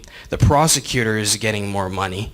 It's all time and money, really, that's going into these trials. And that has sparked a lot of debate over the Seventh Amendment. Is it relevant anymore? Since only 1% of our actual juries have to be taken over, or 1% of our cases have to be taken over by juries, should we still have the Seventh Amendment? Is it still relevant in today's terms? I argue that yes, it does. Because that 1% of cases that go to jury is that 1% that represents all of the United States and America's view on trial, a view of our legal system. Again, that goes back to the spirit of the law. How does the rest of the world view our country? How does our own country view itself? Do we view it as a state of order? Do we view it as a state of righteousness? We have a set limit of laws that we're going to go to. You are innocent until proven guilty. We're not going to charge you unless we have facts. Yes, the Seventh Amendment, I would argue, is still relevant because we have to have that spirit of law to say, yes, we do go order by order. We don't haphazardly allow it up to a judge to charge anybody or charge them excessive bail. We must have a spirit of the law that says that we still have order in our current system. Moving on to the, let's actually not move on to the Eighth Amendment quite yet, but the Seventh Amendment still on the re-examination clause. And I'll go over this really quickly. Now, the specific wording in it is that in suits at common law, no fact tried in a jury shall be otherwise re-examined by any court of the United States than according to the rules of the common law. Now, layman's terms, you can't be charged twice, and you can only be reviewed if an error has been caused in the very first trial. That's the only way evidence can be put in. Now, my grandmother works for a Social Security office and works through this all the time. Somebody in the office makes an error and they can redo a trial. It's as simple as typing in something wrong and you can redo that case. But that's very important that you are able to. Because if something goes wrong, you want to have that ability. You have that right to say, no, hold on a second, before I'm completely charged with, I get a $500 fine, $1,000 fine, I have that ability to bring it back to court. Say, no, okay, this is the state of law. This is the order that we're going through. And lastly, going over the Eighth Amendment, it covers excessive fines and bails and cruel and unusual punishment. Now, in 1987, the U.S. versus Salerno, the government proposed conditions of release or detention that not be excessive in the light of perceived evil. Now, what this basically means is that no court can impose upon a case or impose upon an individual or a business. They must go by the evil of the crime, not by what the judge thinks. So say that hedge fund manager stole $5 million. Well, his bail will be set at $100 million, something like that. Whereas say an 18-year-old shoplifts and steals $50 worth of electronics at a store, his bail may be only set at $1,000. It's supposed to go by again, going back to that spirit of the law. You shouldn't be allowed to make excessive bail by saying, okay, it was just whatever. We don't have a set limit for bail. It must be always by the perceived light of that evil, thankfully. And moving on to the cruel and unusual punishment, Furman versus Georgia in 1972 put a base on how a court is able to charge an individual. Now, that is number one, degrading human dignity. You're not allowed to do that. Number two, clearly and totally rejected treatment by society. It means society is not allowed, if society deems a certain act, whipping somebody publicly. Everybody disagrees that you shouldn't be able to do that. Thirdly, patently unnecessary. You shouldn't have to be whipped for stealing a bag of chips at the grocery store. It's pretty obvious. And then fourth is wholly arbitrary. This is just another way of saying completely unnecessary. Those are the four things that Furman versus Georgia placed for cruel and unusual punishment. Second is Wilkerson versus Utah in 1878. Drawing and quartering, public dissection, burning alive, and disembowelment were all deemed illegal in the United States. Not sure why we actually had to have a trial on that, but we had to. Apparently burning people alive became a rather sickly thing to do. But thankfully we have those. Those are the what we say is, like we say, the spirit of the law eventually comes back around to where we actually make laws, right? What we feel, that human right says, okay, we have certain limitations to ourselves, and we're going to stand by these. Now, according to me, and to Patriot Academy, we have these certain things called LIFT principles that the entire academy we're supposed to live by. Now, I got voted in for Speaker of the House this last year, and the first rule in LIFT principles is limited government. What was it? Flashing red light? Okay. Oh, stay with, okay. Somebody gonna shoot me if I cross that line? Because, I mean, I think I read earlier that we weren't allowed to do firing squads anymore. Okay. It's bloodless? Oh. Make sure you hook me up to an IV before you do it. Now the first one is LIVE principles, limited government. As of course, as we've been going over all of these amendments, it's all been limited government, right? We put these in, we're supposed to be, government by the people, for the people, right? That's what it's supposed to be. Now in today's society though, it doesn't seem like it's really limited government anymore. It seems like slowly but surely federal regulation, federal government seems to encroach on private property, private business, because they deem certain acts excessive. Now, why would things like that, why would private business be deemed excessive? Just think about that. Why is it excessive? In what way does a private companies like here in Spokane, what threat do they pose to a big company, to government? It's money. Even the Bible says, I'm a Christian. The Bible says that the root of all evil, what is the root of all evil? The love of money. It's not necessarily money, because it's necessary in life to have money. It's the only way we get along. But it's the love of it, and that's why we limit government, is because that love of greed, that love of money is inherent. That's why we have so many issues nowadays. And the second law, or the second thing we try and follow at Patriot Academy, is individual liberty. Now, for me, I interpret individual liberty as the liberty to do this right now, to stand in front of you and to talk to you about, maybe I didn't do it so as adequately as I wanted to, but I think you get the gist of it. Trying to understand our place in government, trying to understand our place in our society, And it's important that we get together in groups like this, in individual liberty, to understand what's going on today, to understand exactly what laws are being passed, understand exactly what candidates are being put forward, and why we vote for them. Why do you vote for, maybe there are some people in this room who are libertarian. Maybe some consider themselves more hardline conservative. And then there's some people that consider themselves Democratic Republican. But in all of that, there's one common theme: individual liberty. That's why you're sitting here right now. You want to understand it. You want to protect it.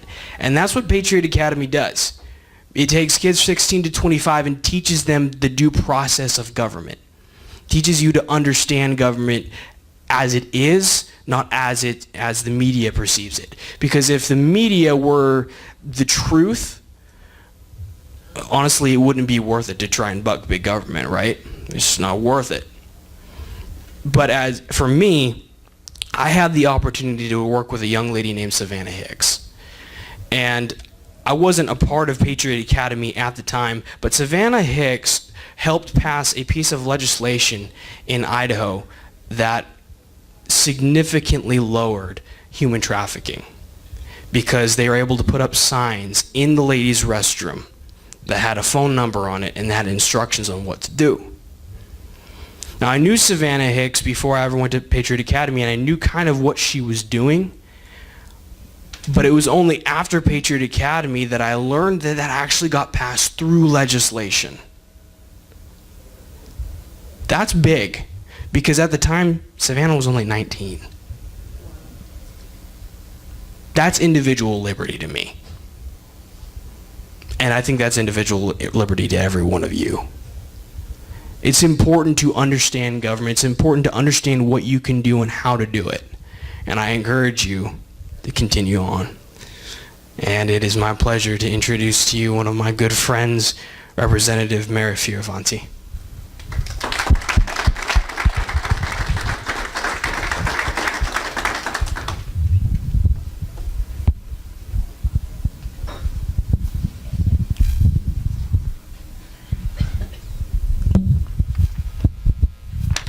Hi everyone. Like you said, I'm Mary Fioravanti, and I'll be talking to you about the Ninth Amendment. I don't know where the clicker is. Oh, we have a clicker thief. Thank you. Okay. The Ninth Amendment to the U.S. Constitution is one of the least referred to amendments and decisions of the Supreme Court. Why? It seems to be one of the most broad and misunderstood amendments in the Constitution. The Ninth Amendment guarantees the rights of the people, somewhat like reinforcement to the previous 8 amendments in the Bill of Rights. Although there are certain rights listed in the Constitution, the people hold rights beyond what is listed. Let's start with some historical context. Federalists such as George Washington, James Madison, John Adams, and Alexander Hamilton believed that the government holds only the powers that the Constitution specifically gave them, and everything not listed in the Constitution would be reserved powers of the people or states. In their eyes, a Bill of Rights was unnecessary and viewed as dangerous. They reasoned that if the Constitution listed specific rights and not others, the government may try to say that the people don't have those other rights. Although he originally opposed the idea, James Madison became a strong advocate for a Bill of Rights to be added to the Constitution. This was to gain support in ratifying the Constitution. In his June 8th speech, 1789 to Congress, he suggested a solution to the threat of government seizing powers it was not given. After few changes, this came to be known as the Ninth Amendment. Ratified in December 1791, it reads, "The enumeration in the Constitution of certain rights shall not be construed to deny or disparage others retained by the people." And here's my translation of it. The list of certain rights in the Constitution shall not be analyzed with the intention to deny or degrade other rights retained by the people. Well, what does this mean to us? In simple language, the Ninth Amendment reinstates that rights listed in the Constitution shall not be presumed to be one's only rights, but rather, rights unmentioned are still rights retained by the people. The following quote is from the second paragraph in the Declaration of Independence. It describes our natural rights, and it describes our control over any tyrannical government. "We hold these truths to be self-evident, that all men are created equal, that they are endowed by their Creator with certain unalienable rights, that among these are life, liberty, and the pursuit of happiness, that to secure these rights governments are instituted among men, deriving their just powers from the consent of the governed, that wherever any form of government becomes destructive of these ends, it is the right of the people to alter or abolish it, and to institute new government, laying its foundation on such principles, and organizing its powers in such form as to them shall seem most likely to affect their safety and happiness." Who determines what your rights are, and who decides which powers are the government's? The answer: the power resides in we, the people, leading us to the 10th Amendment. The powers not delegated to the United States by the Constitution, nor prohibited by the states, are reserved to the states respectively, or the people. The 10th Amendment is very straightforward. However, it is one of the most misinterpreted amendments in the Constitution. The 10th Amendment acknowledges the power of states and the people over the federal government. Because many of the founders were worried that the government would abuse its power, the 10th Amendment was implemented to limit the government and to give power to people and the states. Notice the wording of the 10th Amendment. Powers not given to the United States are reserved to the states or the people. The founders knew that it is the people's responsibility to elect good representatives to their local governments who would accomplish what the people wanted. If not, then it is the people's responsibility to remove and replace these officials and corrupted politicians. The people must be properly represented at the state level to ensure that powers reserved to the states are exercised correctly. Ultimately, the power resides in we the people. In Federalist number 45, Madison writes, "The powers delegated by the proposed Constitution to the federal government are few and defined. Those which are to remain in the state governments are numerous and indefinite." Article 1, Section 8 of the Constitution states very clearly what powers Congress wields. The powers do not need to be interpreted because they are already clearly stated. In 1791, Jefferson wrote, "Giving a distinct and independent power to do any act they, the government, pleases, which might be for the good of the Union, would render all the preceding and subsequent enumerations of power completely useless. It would reduce the whole instrument to a single phrase, that of instituting a Congress with power to do whatever would be for the good of the United States, and as they would be the sole judges of the good or evil, it would also be a power to do whatever evil they please." Certainly no such universal power was meant to be given them. It was intended to lace them up straightly within the enumerated powers, and those without which, as means, these powers could not be carried into effect. I believe that Jefferson wrote this as a message to us and the generations to come.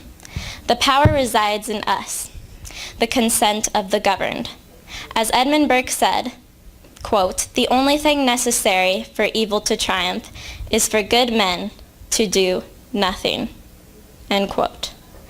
Therefore, we must be willing to stand up and fight for our freedoms, which our forefathers so bravely risked their lives for. In doing so, we will, quote, "secure the blessings of liberty to ourselves and our posterity." And this is what Patriot Academy aims to do. It's about raising up the next generation of leaders. It's about getting us all informed about the Constitution and our rights, and when we know more about them, we can fight for freedom and justice and truth, and we can stand up for our freedoms, and we can secure our liberties for the next generation. And I learned so much from my experience in Patriot Academy this year. I can't wait to go next year and bring my friends and keep on fighting for truth and freedom. I'd like to bring Brady Smith back up here to close for me.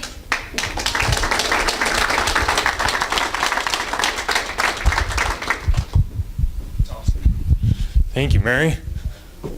Someone stole my laptop. It's over here. It just was heavy. Thank you. Wow, that was awesome. That was so great. Let's give them another round of applause. That was awesome.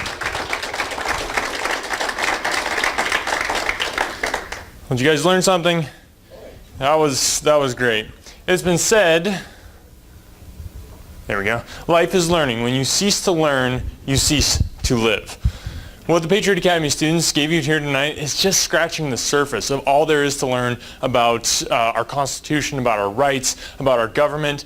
So my plea to you tonight is don't stop.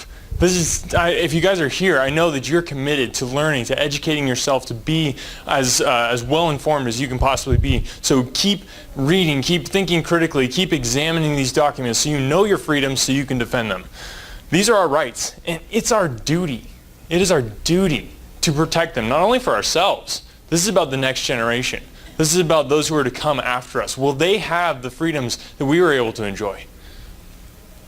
Essential to this, essential to passing on this freedom, is having leaders who understand these principles, who understand where our rights come from, and who understand that government's one and only job is to protect those rights. I mean, in case you hadn't noticed, doesn't it really seem like we have that many leaders who think that way?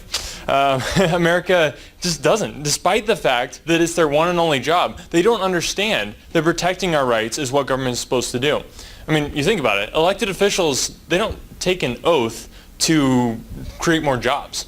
They don't take an oath and pledge to provide health care. No, they take an oath and they pledge to preserve, protect, and defend the Constitution of the United States. We just had an election right here in Spokane County area. It didn't go too well from what I saw. You don't have to look very much further than here. But I mean, you look to Washington, D.C. Things are not how they should be. Things are not how the Bill of Rights lays them out as they should be. But no matter how frustrated I get, no matter how despondent the situation may appear, I've never lost hope. And you want to know why? It's because of them. It's because of Kenneth and Asher and Abigail and Anthony and Mary. They give me hope. These are the special forces. These are a new generation of principled leaders who understand these principles and are willing to fight for them no matter what. These are leaders who aren't okay with the status quo, but are able and know how to make the change that is needed. So I got to ask you, are you tired? Are you frustrated? I know I am. But I believe with all my heart that Patriot Academy, that getting the hearts and minds of the next generation is the solution that we have been looking for. Tonight I want to challenge you, yes, keep learning, keep studying, and don't let it stop there. That's the trick. We can't let it stop at this book knowledge. We can't let it stop there. If you're here tonight, I know that you're not the type of person who just is willing to sit on the sidelines and just have life pass you by. You want to get involved. You want to make a difference. So I want to ask you, as individuals and through your organization, to come alongside us in this effort to build leaders of integrity within my generation. Not more empty suits, no more status quo. We have had enough of that. But leaders, real leaders who will stand up for what's right no matter what. Leaders that have the skills and training necessary to win. That's so huge and so important. Leaders like these guys. This is what I'm talking about. Now, if that sounds like something you want to be a part of, I have very good news. There's 3 very simple ways that you guys can get involved in making a difference with us here at Patriot Academy. And there are action steps that you can take right now, here tonight. Okay, so let's get into these. First, tell young people that you know about Patriot Academy. I'm sure, as I've been speaking here tonight, and as the alumni have been speaking tonight, someone has popped into your head who's like, wow, if this did this for them, maybe it can do this for whoever, this other person. So if there's somebody in your head who you're thinking of, I want to talk to you, okay? Don't leave here without talking to me, get a business card, because in case you hadn't noticed, I kind of like talking about this sort of thing. So I would love to talk their ear up about it, get them to Boise, but don't just think the Patriot Academy is about politics. This is about leadership in every aspect of society and culture, from entertainment, art, to business, everything in between. Patriot Academy is for everybody, and I recommend it to everybody I know. Right now we're running super early bird specials that are going on through the end of the year on tuition, so this is the best time of year for them to get in and apply to Patriot Academy. So if there's somebody that you're thinking about, either put them in touch with me, get them onto patriotacademy.com, we'll make it happen, get them down to a state capitol and learning these principles and getting engaged. The second action step is to share Patriot Academy. How many people in here do we have on Instagram? Nobody. Wow, that's cool. How about Twitter? Does anybody have Twitter? I know a few of you. Okay, we got a couple Twitter. How about Facebook? Okay, see, most of you are on Facebook, all right? Okay, guess what? Patriot Academy is also on Facebook. And we are, every day, we're sharing information like this, historical stuff. We're sharing stories about the alumni like these guys up here and what they're doing as a result of Patriot Academy. So get on to Patriot Academy on the Facebook and find Patriot Academy. It's really easy. Take out your phone. You can do it right now. As long as you're not playing Angry Birds or something. Just get out your phone. Like Patriot Academy on Facebook, and then just like our stuff, share our stuff, comment on our stuff. Not only are you getting the value of what Patriot Academy is sharing, but you're helping us by spreading the information to more people and spreading the message of Patriot Academy to more people. It's a great, simple, easy way to do it. And if you want to get Instagram, then you can do that too. And Patriot Academy is a 501c3 nonprofit, and so the third action step that you can take is to help sponsor part of Patriot Academy. We have opportunities available to sponsor meals, parts of the venue, different parts of the academy like that, and we also have what we call the Gideon 300 program. This is really cool. Okay, so the Gideon 300, as a Gideon 300 member, you're committing to donate $50 to $100 a month to Patriot Academy. But as you're committing to donate that, as our thank you, we want to provide you with some value. So there's a list of all the perks that you get from being a Gideon 300 member. And this is some really cool stuff. I'm not going to take the time to go over it right now. If you want more information, though, it's really easy. Just go to patriotacademy.com/join. and you just scroll down past some of the stuff there, and it'll have all that information. I mean, you really get on the inside track with Patriot Academy when you're part of the Gideon 300. It's a really cool program, so I encourage you guys to check that out, patriotacademy.com/join. But I don't want you to think of this as just like giving money. This is an investment. And you know how you can tell a good investment? You can tell a good investment by how much of a return you get. Okay? When you invest in Patriot Academy, the return that you get is the preservation of liberty for this generation and for generations to come. Now, I'm no investment banker, but ladies and gentlemen, that is a good investment. Patriot Academy is working every day to raise up a new generation of leaders like these guys who are going to take these principles that you are fighting for. If you're here, I know that you hold these principles dear and near to your heart, and you don't want to see them go away. It's very discouraging to look and see the next generation coming up, and millennials and their love for socialism and Bernie Sanders and stuff like that. But I got to tell you, that's not the whole story. These guys are the other part of that story. And Patriot Academy is working to raise up even more of them. Because that right there, that's only 5 out of 1,700 alumni that have come through Patriot Academy. 1,700. And that is all across the country. And every year we're expanding more and more. Next year we have big plans. It is so exciting. The call for leaders of integrity is being answered by Patriot Academy. And I trust that this is giving you a glimpse of hope out of the next generation, because we are ready and willing, and thanks to Patriot Academy, we are able to take up our responsibility, to fight, to see that torch of freedom preserved. Now I want to ask you, will you come alongside us and be a part of passing that torch of freedom on to the next generation? I look forward to working with you. Thank you all so much for your time tonight, and God bless. Did you want to do this? Thank you very much. Did you want to do some questions? No, that's good. That's good. But Brady did bring up a good thing here. Do any of you have questions for him or any of the students? Okay, well. Yes, I do. Cool. What does F and T stand for?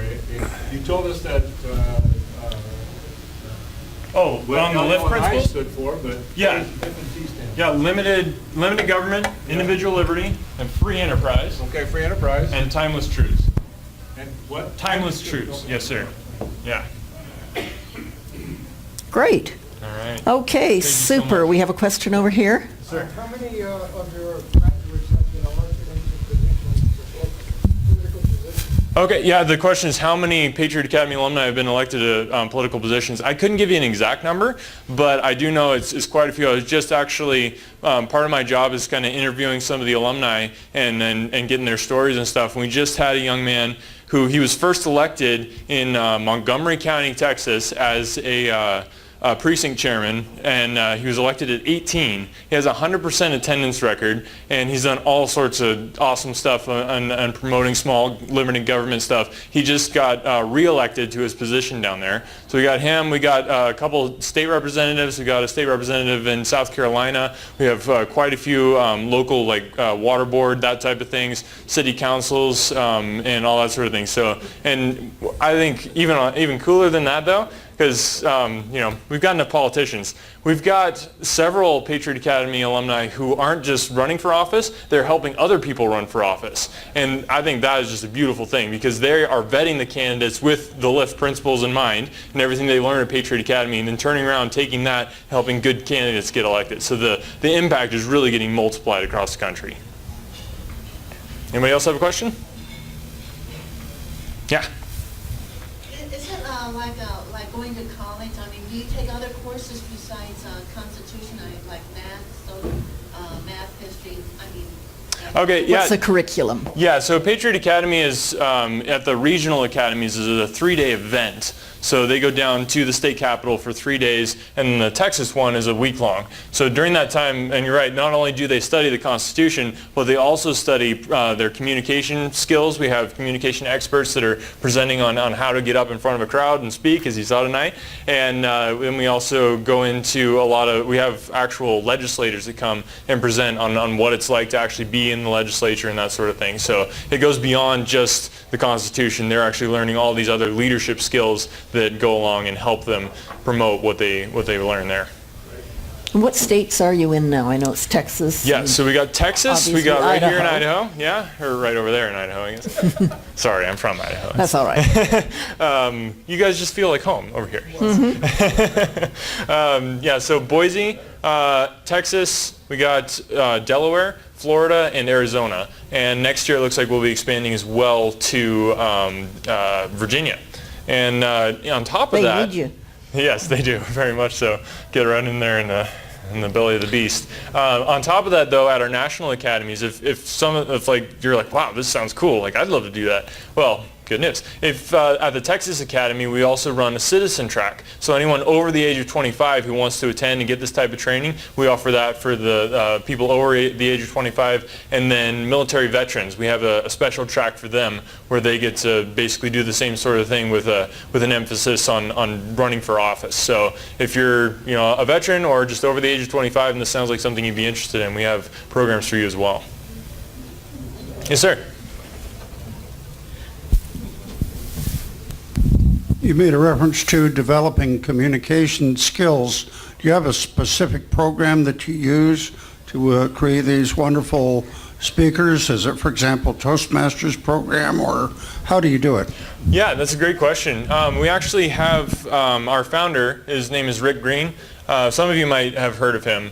He's associated with David Barton and Wall Builders, and that sort of thing. So if any of you have seen Rick Green speak, you know that he can really bring down the house. He's amazing, just being able to get up there and speak. So that he has his own curriculum that we utilize, and they really go into some major detail. They do a lot of hands-on drills where they're not just sitting there listening to a lecture. They're actually getting up and having to actually act out what they're learning. So Rick Green's curriculum, it's dynamic, and it really, you see dynamic improvement. Sir? Yeah, do you have a Washington State chapter yet? That's something we're kind of working toward right now. The Boise Academy really pulls in everybody from the Northwest region. So, but yeah, I don't know how friendly they'd be to us, to letting us use their capital. Boise, we have a lot of good ins there. So I've been actually talking to Representative Shea about some stuff. So there's always a future. Yeah. Anybody else?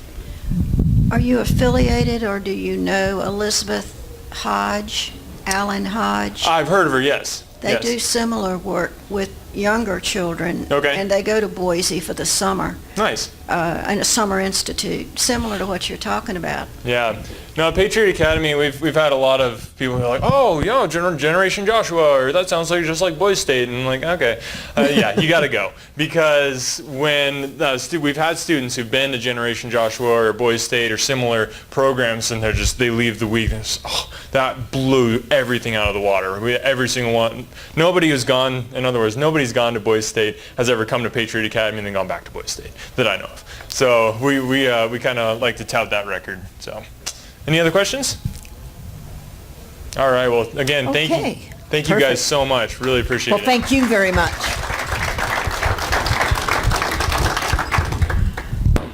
I think that was great, and as I said, every December we do a program around the Bill of Rights, and I think this was quite uplifting. I know last year I think what I did was sort of went through the bill, and then we went through where we're violating it. And you're going, oh my gosh, this is not good. And I'm happy to say the Supreme Court has heard a case as far as the cake artist from Colorado who was, his case has gone all the way up to the Supreme Court as far as really his religious rights and liberty in not having to decorate and provide an artistic piece of work, because that's how he looks at his cakes for a gay couple's wedding. So we'll have to see how that one comes out, but I'm thinking with the change in the Supreme Court we might be seeing something good there. I do want you all to know that the FISA court situation comes up for renewal at the end of this month. And you really need to be contacting your representatives and senators. Even though we don't like our senators, they still need to hear from you. And what that is the FISA court is a court that allows the wiretapping of individuals that totally are supposed to be outside the country talking basically inside the country, and you've got to be able to prove or show that you're going to be getting valuable information and you really want it about this person and you think there's a spy and the whole thing here. But what they're doing is they're gathering up a tremendous amount of information on individual citizens with no reason to be doing that. And it's just an expansion of all of this wiretapping and listening, and you know, the rights that we gave up through the Patriot Act are ridiculous, and they keep telling us that we need this for our quote security, and we don't, and we need to start getting some of these things back again. So do look into that and be writing some letters, and really like we were being told tonight, you need to understand what these are so you see where your religious freedoms are being taken advantage of, and where your free speech is being squelched, and what is free speech and what isn't. You know, there are a lot of cases that many of us don't agree on as far as the free speech goes, like the Murphyboro Church that likes picketing funerals for veterans, calling them killers and all that kind of stuff. And you know, we're saying that's wrong. You shouldn't desecrate that kind of a service, but they have that right. That is, we have those rights within this country, and if we want our rights withheld, we've got to see that it needs to be done equally. And so we need to understand this stuff, and we need to be paying attention to it. And there's a lot going on right now where we are not following our Bill of Rights. And we all seem to sit back passively and thinking, well, I guess that's okay. Well, it's not, and the only way that you know it's not is by understanding what your rights are. So if you don't have a Constitution and a Bill of Rights, there's some in the back there, and, you know, learn it. Do it. This is what this country is based on. You're going to lose it if you don't know it. So with that, I want to say Merry Christmas to all of you. And we will see you in the new year, and just have a great, safe holiday, and say Merry Christmas to everybody, even when they say Happy Holiday to you, and just enjoy, have fun. This is a good time. And like I said, we need to just roll up our sleeves and go to work for 2018, because I think it's going to be a tough year, and we need to be doing everything we can do to be building a red brick wall around our elected candidates, keeping them in office, and really being in touch with them and having them know that you're listening and watching everything they do, so they will be representing you. Yes, sir. Although it's unverified, the Patriot Post is reporting that it's not over yet, and more pulls ahead after fraudulent votes are thrown out in Birmingham. Oh, my Lord. Unverified, but... Unverified, yeah. I mean, we have got to do something about our election system, and I don't know what it is. We gripe about ours with the mail-in, but then you got those where they go to poll. But if you can't take identification and all that good kind of stuff, I don't know, you know. I truly feel, as we get into the immigration situation, that there has got to be a way that you can run your voter records against people at least with a permanent residence card. And if they're voting, they need to be, you know, do something to them. They are not allowed to vote. And illegals need to know definitely that if they're caught voting, they're out of here. And we need to, I mean, voting is one thing that is guaranteed to an American citizen. And do you know what the percentage turnout was in Alabama? 25%. That's disgusting. And so it's, you know, and we complained about Spokane County. You know, what did we have, 34%? Why? This is wrong. And so it's up to all of us to really get some excitement and some enthusiasm back into our elected positions, our races, and really getting people involved. And so any of you that are PCOs out there, that's part of your job. Get to know your neighborhood. Get to know your people. Bring them to events. those kinds of things. We can't just sit back in our own house and come out once a month and say, hey, I did something. That's not how it works. So I want you all to be geared up to go to work in 2018 because we're going to put you to it.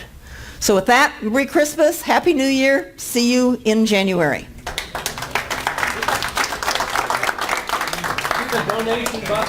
Oh, that's what I forget. Thank you, John. I keep forgetting this, guys, but we do need donations to keep this thing sort of going and replacing